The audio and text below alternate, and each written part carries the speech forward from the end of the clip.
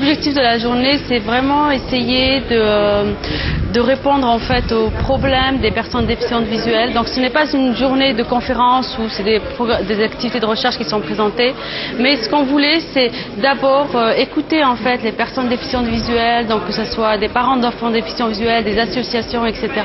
Donc le citoyen, voir quels sont ses problèmes et voir du côté chercheurs et industriels par rapport aux solutions qui sont offertes. Est-ce que ces solutions répondent aux besoins des personnes déficientes visuelles et vice-versa, voir par rapport aux problèmes posés par les personnes déficientes visuelles, est-ce que nous, on peut en fait offrir des solutions qui seraient adaptées pour elles. On a lancé la première journée l'année dernière qui a très bien marché, enfin, tout le monde était content, notamment et principalement les personnes déficientes visuelles et les associations donc, de parents déficients visuels qui ont demandé à ce qu'on réorganise une deuxième journée cette année sur le thème de l'éducation et des nouvelles technologies.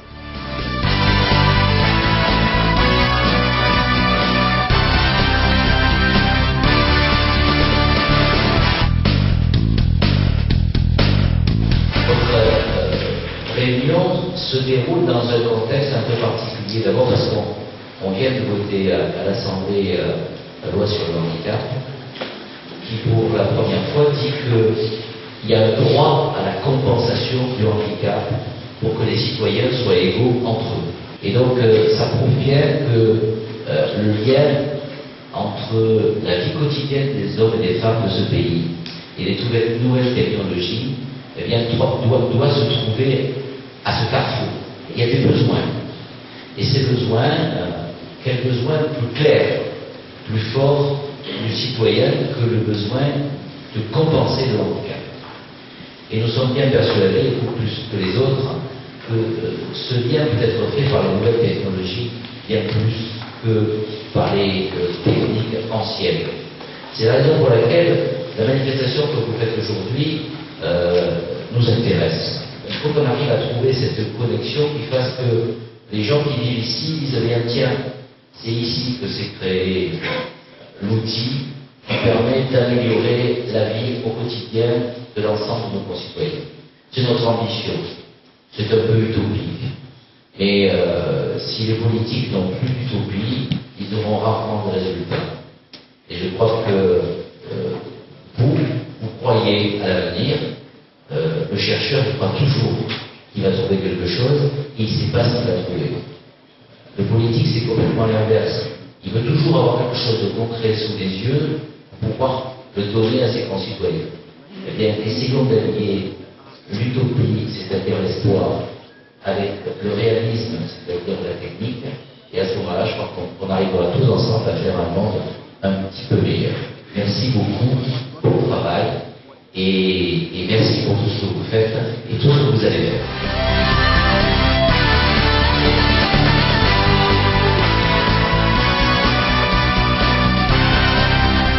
SFR, l'opérateur de communication mobile, est une entreprise engagée et développe auprès d'un certain nombre de populations, dont les handicapés, un certain nombre de programmes pour aider les populations en question à utiliser des outils de communication mobile et notamment le téléphone mobile.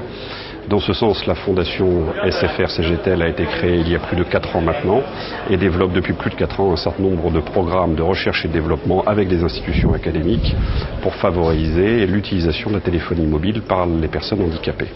Et notamment cette année les déficients visuels, donc le partenariat avec la journée de Vint était totalement naturel. On a beaucoup plus d'intervenants que l'année dernière, beaucoup plus de stands que l'année dernière. La division recherche et développement de France Télécom actuellement travaille sur différentes études liées aux personnes handicapées, aux personnes âgées et aux personnes dépendantes. En ce qui nous concerne, nous travaillons plus particulièrement sur les personnes ayant une déficience sensorielle visuelle avec comme partenaire les READV. Ces différentes problématiques sont reprises sur une grande expérimentation qui a lieu en région PACA sous le nom de Mutuatic. L'originalité de ces projets de recherche de France Télécom est de se centrer sur les utilisateurs, c'est-à-dire que nous rencontrons futurs utilisateurs, ces personnes handicapées, des associations, des institutions, qui nous permettent de prendre en compte leurs demandes, leurs besoins, leurs attentes également, et de pouvoir créer et concevoir des nouveaux services qui soient accessibles à tous.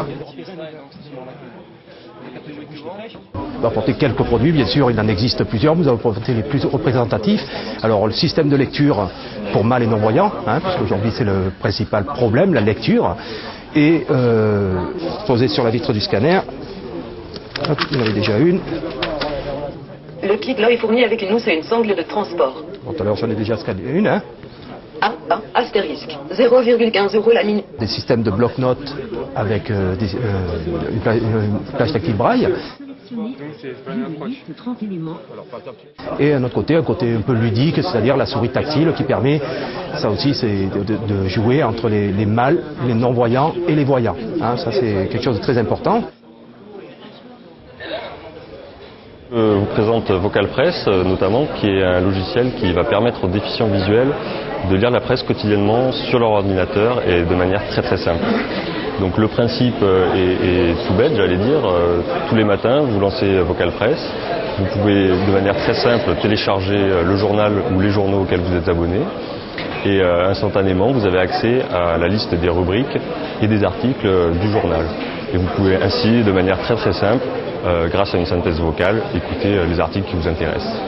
De même, on a un nouveau logiciel qui s'appelle Vocal Livre, et ce logiciel va vous permettre en fait de pouvoir accéder aux livres, donc de pouvoir écouter les livres aussi bien anciens que les plus récents, grâce à des futurs partenariats avec des éditeurs, de pouvoir écouter en fait les livres de manière très aisée sur votre ordinateur.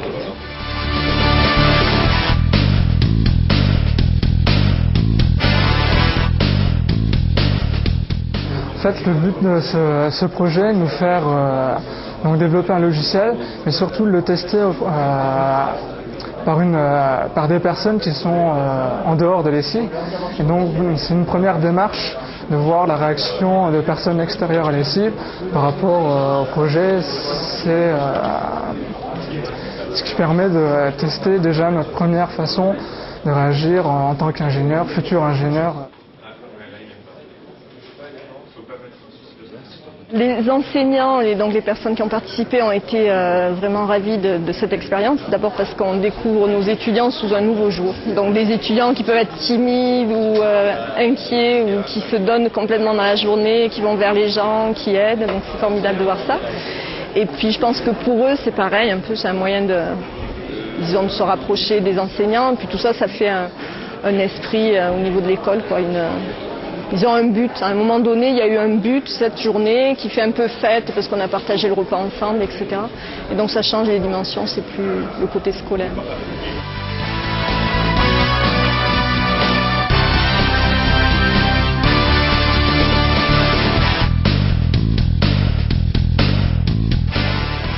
Donc l'objectif de la journée, c'est vraiment de créer un échange entre ces trois types de populations et voir comment on peut aider au mieux en fait les citoyens déficients visuels en particulier. Parce qu'on a à peu près un tiers de personnes déficientes visuelles ou liées à des personnes déficientes visuelles, un tiers de chercheurs et un tiers d'industriels. Donc voilà, je pense que ça satisfait les objectifs qu'on s'était fixés. Et pour l'instant, tout le monde a l'air content, ça se passe bien. Et puis peut-être une troisième journée l'année prochaine sur un autre thème qui sera décidé par les participants encore une fois, j'espère, lors du cocktail à la fin de la journée.